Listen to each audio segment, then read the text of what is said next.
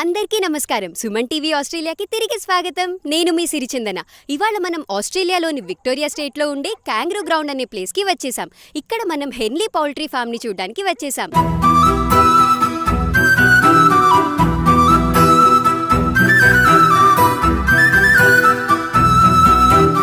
అసలు స్పెసిఫిక్గా ఈ పౌల్ట్రీ ఫామ్కి ఎందుకు వచ్చామనే సందేహం మీకు రావచ్చు. ఆస్ట్రేలియాలో మెల్బర్న్లో తెలుగు వారు ఇంత పెద్ద పౌల్ట్రీ ఫామ్ని రన్ చేస్తున్నారంటే చాలా ఇంట్రెస్టింగ్గా ఉంది కదా.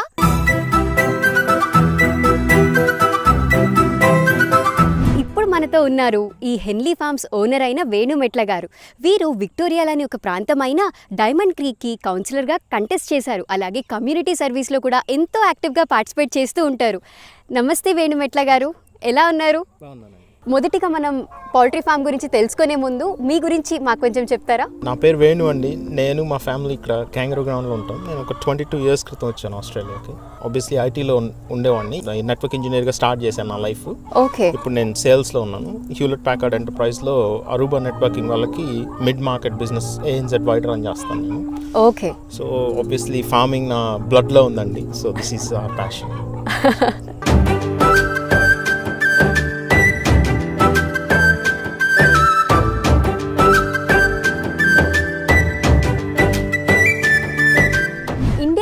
చూసుకున్నట్లయితే పూర్తిగా వైట్ కలర్ ఎగ్స్ దొరుకుతాయి కదా. ఇక్కడ ఆస్ట్రేలియాకి రాగానే నేనైతే గమనించింది మొత్తం బ్రౌన్ ఎగ్స్ దొరుకుతాయి. అసలు ఆ డిఫరెన్స్ ఎందుకు వస్తుంది అంటారు? జస్ట్ కోడి డిఫరెన్స్ అండి. మనకి ఇక్కడ హైలాండ్ బ్రౌన్స్ వాడతాం, లేకపోతే ఐసా బ్రౌన్స్ వాడతాం. ఇండియాలో డిఫరెంట్ టైప్ ఆఫ్ బ్రీడ్ వాడతాం. ఓకే, డిఫరెంట్ బ్రీడ్ వల్ల కలర్ డిఫరెన్స్ వస్తుంది అంటారు. ఓకే.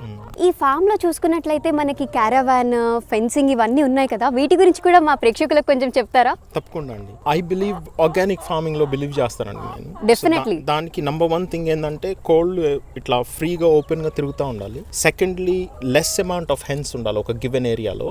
మూడవది ఇట్లా మనం ఎట్లయితే చిన్నప్పుడు మన పేరెంట్స్ వాళ్ళందరి దగ్గర కోల్డ్ ఉన్నాయో ఓపెన్ గా ఇట్లా తిరగడం, ఫామ్ లో ఉన్న గ్రాస్ ని తింటాయి, అవి గుంతలు చేస్తాయి, బగ్స్ అన్ని తింటా ఉంటాయి. అట్లానే మనం కూడా ఫీడ్ ప్రొవైడ్ చేస్తాం. సో మనం ఏం చేయాలంటే కాన్స్టెంట్ గా ఈ ఫెన్సెస్ ని మూవ్ చేస్తూ ఉండాలి డిఫరెంట్ ప్రదేశాలకి.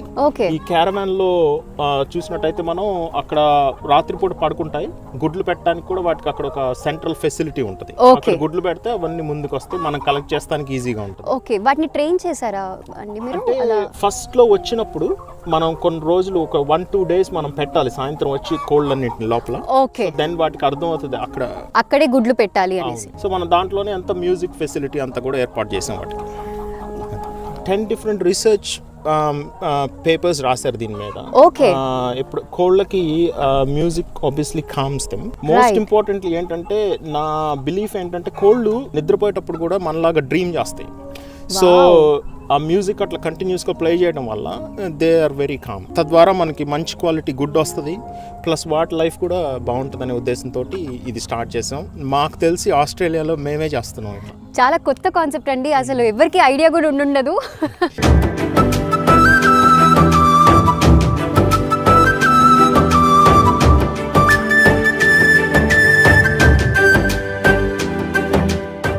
మనం సూపర్ మార్కెట్స్లో చూసుకుంటే మనకి కేజ్ ఫ్రీ ఎగ్స్ అని, ఫ్రీ రేంజ్ ఎగ్స్ అని, ఆర్గానిక్ ఎగ్స్ అని, ఇలా రకరకాల ఎగ్స్ దొరుకుతుంటాయి కదా. అసలు వీటి డిఫరెన్సెస్ ఏముంటుంది? So caged eggs very simple. ఒక మన ఇండియాలో లాగానే కోళ్ళ ఫార్మ్ ఉంటుంది. కోళ్ళు అన్ని లోపల ఉంటాయి, కాన్స్టెంట్ గా కోళ్ళు మేత తింటాయి, అక్కడే గుడ్లు పెడితే అక్కడి నుంచి మూవ్ అవటానికి లేదు. ఓకే. సో ఆ కాన్సెప్ట్ లో 2 big issues ఏంటంటే, ఒకటి యాంటీబయోటిక్స్ వాడటానికి ఆస్కారం చాలా ఎక్కువ ఉంటుంది. ప్రొఫైలాక్టిక్ గా వాడతారు యాంటీబయోటిక్, అంటే కాన్స్టెంట్ గా యాంటీబయోటిక్ ఇస్తారు అవి రోగం రాకుండా. సో మనం ఆ యాంటీబయోటిక్ ని గుడ్డు ద్వారా తింటున్నాము. మనలో కూడా వెళ్ళిపోతుంది. ప్లస్ ఫీడ్ కూడా నాన్ ఆర్గానిక్ ఫీడ్ వాడతారు. అదే మీరు కేజ్ ఫ్రీ చూసుకున్నారనుకోండి, ఆస్ట్రేలియా స్టాండర్డ్ ఏంటంటే 10,000 hens per hectare. అంటే ఒక A4 పేపర్ లో ఒక్కొక్క కోడి. నెక్స్ట్ ఇదే మీరు ఏదైతే చూస్తున్నారో పాస్చర్ రైజ్డ్, ఫ్రీ రేంజ్, ఇదంతా ఈ కాన్సెప్ట్ అన్నమాట. దీంట్లో వచ్చేటప్పటికి ఇప్పుడు మనం మాట్లాడుకుంటే మనం 150 hens per hectare, అంటే 2.5 ఎకరాల్లో 150 కోళ్ళ కంటే ఉండవు అన్నమాట. సో ఇది బేసిక్ గా పాస్చర్ రైజ్డ్ ఫ్రీ రేంజ్. దీంట్లో మనం ఆర్గానిక్ ఇంకొక స్టెప్ ముందుకెళ్ళాము. నెక్స్ట్ స్టెప్ ఇట్లా అంటే వీటి వెల్ఫేర్ జాగ్రత్తగా ఉండాలి, ఇవి లైఫ్ ని బాగా లీడ్ చేయాలనే కాన్సెప్ట్ తోటి మనం ఇట్లా మ్యూజిక్ ఇవన్నీ కూడా యాడ్ చేసాం. మీ పౌల్ట్రీ ఫామ్ చాలా బాగుంది సార్. ఇప్పుడు నెక్స్ట్ మీ ఫ్యూచర్ ప్లాన్స్ ఏంటి? ఇక్కడ మనం మ్యాక్సిమం 1,500 హెన్స్ కంటే వెళ్ళమండి. Okay. సో స్టెప్ నెంబర్ 1 అక్కడికి వెళ్తున్నాం తొందరలో. 1300 హెన్స్ అయిపోయిన తర్వాత మళ్ళీ వేరే ఫామ్ చూస్తున్నాము. Okay. We're planning to expand. Like I said, we believe in certified organic food తినాలి అందరూ అనేది మా కోరిక. సో ఇంకా ఎక్స్పాండ్ చేస్తాం తొందరలో. తప్పకుండా ఇంకా ఇంకా పెద్ద పెద్ద ఫార్మ్స్ కొని మోర్ ఆర్గానిక్ ఎగ్స్ కావాలి మన అందరికీ కూడా. ఈ ఫామ్ని మొత్తం రన్ చేయడానికి హెన్స్ కానీ ఎక్విప్మెంట్ కానీ లేదా దీని ఫీడ్ కానీ ఎంత ఖర్చు వస్తుందంటారు? అంటే మనం కమర్షియల్గా ఎవ్రీ టైమ్ 650 హెన్స్ కొంటామండి, 650. సో ఒకేసారి ఈచ్ హెన్ రఫ్లీ అబౌట్ $19 పడుతుంది మనకి. ఓకే. ఫీడ్ అదే చూసుకున్నట్టయితే మనం ఆర్గానిక్ సర్టిఫైడ్ ఆర్గానిక్ ఫీడ్ వాడతాం, $1,835 a ton. So for example ఇక్కడ మనం చూసుకుంటే feed is the biggest bill అన్నమాట. లిటరలీ ఒక టన్ ఫీడ్ మనకి ₹1,00,000 పడుతుంది ఇండియన్ కరెన్సీలో. బేసిక్. సో ఇవన్నీ ఆబ్వియస్లీ లాంగ్ టర్మ్ స్ట్రాటజీ కాబట్టి ఈ క్యారవాన్స్ వచ్చేసి ఒక్కొక్కటి రఫ్లీ $40,000 పడుతుంది. దాంట్లో మనం ఒక $4,000-5,000 ఖర్చు పెట్టి మ్యూజిక్ సిస్టమ్ ఏర్పాటు చేసాం ప్రతి క్యారవాన్లో. ఈ వాటర్ సిస్టమ్స్ కానీ ఈ ఫీడర్స్ కానీ ఇవన్నీ రఫ్లీ ఇంచుమించు 1000 నుంచి 2000 ఒక్కొక్కటి. ఇంకా ఫెన్సింగ్ ఇట్లాంటివన్నీ ఆక్సిలరీ డిపెండ్స్ మనం ఎన్ని కొంటున్నామండి. ఓకే. సో యావరేజ్గా మన ఈ 3 క్యారవాన్స్ ఇట్లాంటి ఇన్ఫ్రాస్ట్రక్చర్ ఫామ్ని సెటప్ చేయాలంటే ఒక $250,000 $280,000 అవుతుంది. అంటే ఇంచుమించుగా మన ఇండియన్ కరెన్సీలో 1,50,00,000 పడుతుంది అనమాట. బిగ్గెస్ట్ థింగ్ ఏంటంటే క్వాలిటీ ఆఫ్ ఫుడ్. అన్నం అనేది చాలా ఇంపార్టెంట్.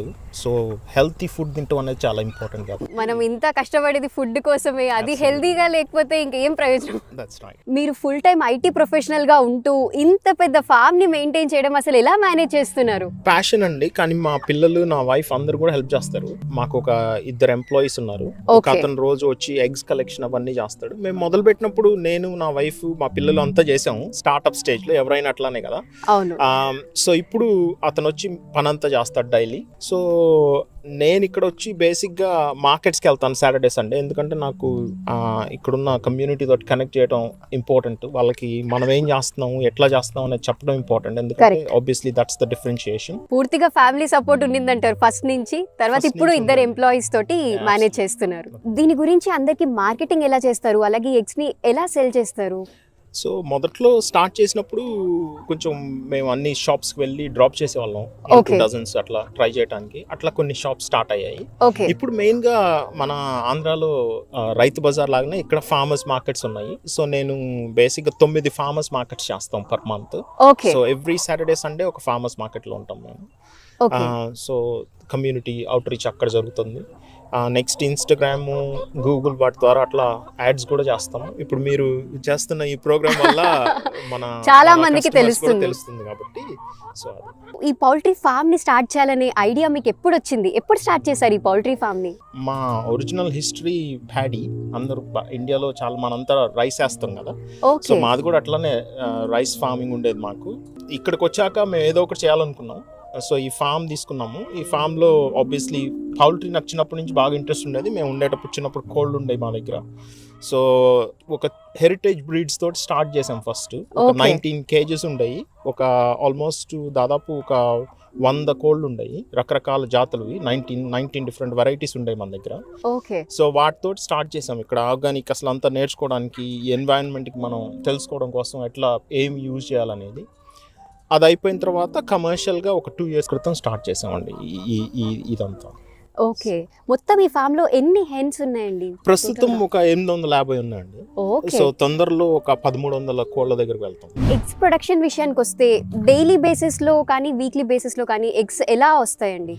సో సమ్మర్లో అయితే ఆల్మోస్ట్ 90% ఉంటుందండి ప్రొడక్షన్. సో మన దగ్గర 900 కోళ్ళు ఉన్నాయనుకోండి, ఆల్మోస్ట్ 880 ఎగ్స్ దాకా వస్తాయి. ఓకే. వింటర్ లో తగ్గుతుంది ప్రొడక్షన్. సో రఫ్లీ 75% ఉంటుంది. క్లైమేట్ ని బట్టి కూడా ఎగ్స్ ప్రొడక్షన్ డిఫరెన్స్ ఉంటుంది. ఎందుకంటే మనం ఆర్గానిక్స్ కాబట్టి రాత్రిపూట లైట్స్ వేయమన్నమాట. సో కొంచెం ప్రొడక్షన్ తగ్గుతుంది. సేమ్ మనుషుల లాగానే వాటికి కూడా పడుకునే టైం ఇస్తున్నారు. అయితే ఇప్పుడు మీరు ఎగ్స్ డైలీ కలెక్ట్ చేస్తారా లేదా వీక్లీ? టైం పీరియడ్ ఎలా ఉంటుందండి? So every day eggs collect చేస్తామండి. ఓకే.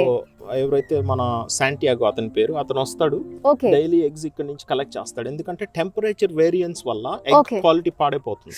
So Right. సమ్మర్ లో మనం 9 o'clock ముందే కలెక్ట్ చేస్తాము, ఓకే. వింటర్ లో 9 to 10:30 మధ్యలో కలెక్ట్ చేస్తాము. కలెక్ట్ చేసి వెంటనే అక్కడ కంటైనర్ ఉంది, దాంట్లో టెంపరేచర్ కంట్రోల్డ్ ఏరియాలకు వెళ్ళిపోతాయి. ఓకే. 18 degrees మేనేజ్ చేస్తాం అక్కడ టెంపరేచర్.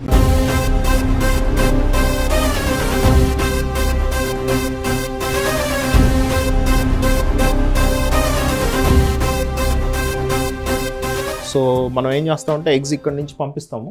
ఈ సర్టిఫైడ్ ఆర్గానిక్ సిట్రస్ పీల్ ఎక్స్ట్రాక్ట్ని వాడతాము వాష్ చేయడానికి. ఎగ్స్ ఇక్కడ నుంచి వెళ్ళి వాష్ అయ్యి ఈ డ్రయర్ అనమాట, ఈ డ్రయర్లో డ్రై అయ్యి ఇక్కడ బయటకు వస్తాయి. బేసిక్గా ఇక్కడ ఒకళ్ళు నుంచొని కలెక్ట్ చేస్తారు.